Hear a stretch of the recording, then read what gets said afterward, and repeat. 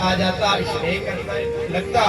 भरत जी महाराज माला को छोड़ करके हिरण से स्नेह करने लगे। अब उसी हिरण से भरत जी महाराज की आसक्ति हो गई, हिरण की भरत जी महाराज से आसक्ति हो गई।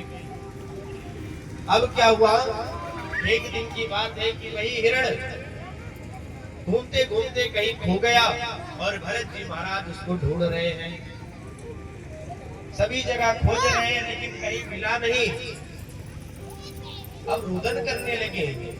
उधर हिरण भी अपने राजा को ढूंढ रहा है लेकिन कहीं मिल नहीं रहे।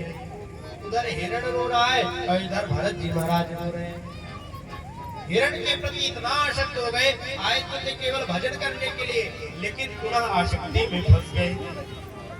भजन को छोड़ करके भगवान को प्राप्ति, भगवत प्राप्ति को छोड़ करके हिरण के आसक्त में लग गए और रुदन करने लगे। रुदन करते करते करते करते अपने प्राणों को छोड़ दिए। अंते यह मति सागति के अनुसार भरत जी महाराज को दूसरा जन्म कहते हैं। जो अंतिम में जिसका स्मरण करके अपने प्राणों को छोड़ता है उसको उसी की योनि मिलती है, उसी का देह मिलता है, उसी का देह प्राप्त होता है। इधर भरत जी महाराज हिरण के रूप में आ जाते हैं, किंतु भजन का इतना प्रताप कि यह सभी हिरणों के झुंड से अलग रहते, सूखे पत्ते इत्यादि खा करके अपना भोजन कर रहे हैं।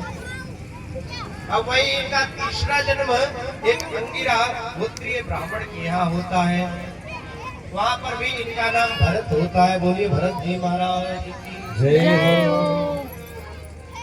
भजन के प्रभाव से इनका ब्राह्मण के घर में जन्म होता है। अब इनके पिता विचार करते थे कि इनको मैं कर्मकांडी ब्राह्मण बनाऊंगा, क्योंकि स्वयं उनके पिताजी पांडित्य कर्म करते थे, तो विचार करते थे मेरा पुत्र भी पांडित्य कर्म करे, कर्मकांड करे। किंतु भरत जी के हृदय में ऐसा नहीं था कि मैं पांडित्य कर्म करूं। यदि मैं कर्मकांड करूंगा तो मैं दूसरे के ही कल्याण के लिए टहलता रहूंगा, दूसरे का ही पूजा कराता रहूंगा और अपना पूजन, अपना भजन नहीं कर पाऊंगा। इसीलिए अगली बार तो मुझे अपना भजन करना है, अपना पूजन करना है।